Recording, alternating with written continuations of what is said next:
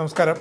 ലോകം കഴിഞ്ഞ ദിവസം നടുങ്ങിയത് റഷ്യയുടെ സ്ഥിരമായുള്ള ഉക്രൈൻ്റെ മേലുള്ള ആക്രമണം കണ്ടല്ല, മറിച്ച് ഉക്രൈൻ റഷ്യയെ വളരെ മനോഹരമായി എന്നാൽ അതിമാരകമായി ആക്രമിക്കുന്ന ആ തന്ത്രം കണ്ടിട്ടാണ്.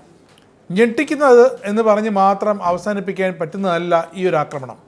റഷ്യയുടെ 40-ലധികം മുൻനിര ബോംബർ വിമാനങ്ങളാണ് ഉക്രൈൻ്റെ ഡ്രോണുകൾ സ്പൈഡർ വെബ് എന്ന് പേരിട്ട ആക്രമണത്തിൽ തകർത്തെറിഞ്ഞത്. ആണവായുധങ്ങൾ വരെ വഹിച്ചുകൊണ്ട് ശത്രുക്കളെ ലക്ഷ്യമാക്കി നീങ്ങാൻ കഴിവുള്ളതായിരുന്നു റഷ്യയുടെ ഈ ബോംബറുകൾ.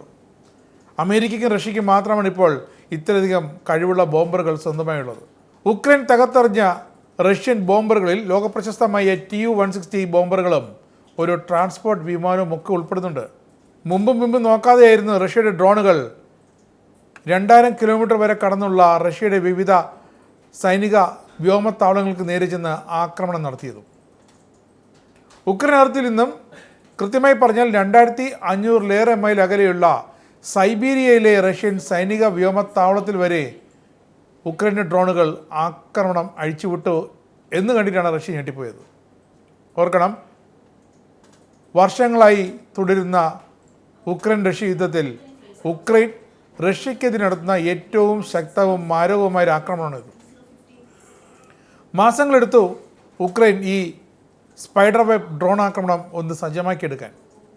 റോഡ് മാർഗം റഷ്യയിലേക്ക് ഡ്രോണുകൾ കടത്തുകയായിരുന്നു ചെയ്തത്, അതും വിവിധ പാർട്സുകളായിട്ട്. എന്നിട്ട് ട്രക്കുകളിൽ നിന്നും ആ ഡ്രോണുകൾ പറത്തി വ്യോമത്താവളങ്ങൾ ആക്രമിച്ചു. വളരെ നിസ്സാരമെന്ന് തോന്നുന്നൊരു തന്ത്രം, പക്ഷേ റഷ്യ പോലും മനസ്സിൽ കാണാത്തൊരു തന്ത്രമാണ് ഉക്രൈൻ റഷ്യയുടെ റഡാറുകളോ വ്യോമ പ്രതിരോധ സംവിധാനങ്ങളോ ഒന്നിനും പിടികൊടുക്കാത്ത തരത്തിൽ ചെയ്ത് അവസാനിപ്പിച്ചത്. ഉക്രൈനിൽ നിന്നും പല പാർട്ടുകളായിട്ടാണ് ഡ്രോണുകൾ റഷ്യയിലേക്ക് കരമാർഗം കടത്തിയത് എന്നാണ് ഇപ്പോൾ വരുന്ന വിവരങ്ങൾ. മാസങ്ങൾക്ക് മുമ്പേ ഇങ്ങനെ പല ഘട്ടങ്ങളിലെ എത്തിച്ച ഡ്രോണുകളുടെ പല ഭാഗങ്ങൾ റഷ്യയിൽ വെച്ച് അവർ അസംബിൾ ചെയ്യുകയായിരുന്നു, അതും വളരെ രഹസ്യമായിട്ട്. എന്നിട്ട് ഈ ഡ്രോണുകൾ മരപ്പെട്ടികളിൽ പാക്ക് ചെയ്ത് നേരെ റഷ്യയുടെ വിവിധ ഭാഗങ്ങളിലെ സൈബീരിയ അടക്കമുള്ള പ്രദേശങ്ങളിലെ വ്യോമത്താവളങ്ങൾക്ക് സമീപം കൊണ്ട് നിർത്തിയിട്ടു.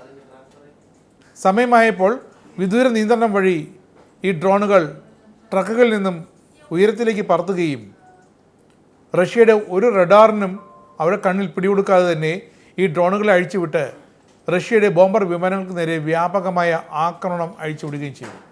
ഇതിന് ഉക്രൈന് റഷ്യയിൽ നിന്നും കാര്യമായ സഹായം കിട്ടിയിട്ടുണ്ടെന്ന് വ്യക്തം. ഓർക്കാപ്പുറത്ത് നടന്ന ആക്രമണമായതിന് റഷ്യ ഒന്നല്ല പല തവണ പതറി എന്ന് വേണം പറയാൻ. റഷ്യയുടെ വ്യോമ പ്രതിരോധ സംവിധാനങ്ങൾക്കോ ഈ ട്രക്കിൽ നിന്നും പറന്നു നീങ്ങിയ ഡ്രോണിൽ കണ്ടെത്താനാകാത്തത് ഏറെ നാണക്കേടുമുണ്ടാക്കി. ഇതിനിരട്ടിയ റഷ്യ അടുത്ത ദിവസങ്ങളിൽ തിരിച്ചടിക്കുമെന്ന് ഉറപ്പാണ്. പക്ഷേ യൂറോപ്യൻ യൂണിയനിലെ വിവിധ രാജ്യങ്ങളടക്കം ആവശ്യപ്പെട്ടിട്ടും റഷ്യ ഉക്രൈന് മേൽ നടത്തി വരുന്ന ആക്രമണം അവസാനിപ്പിക്കാൻ തയ്യാറായിട്ടില്ല.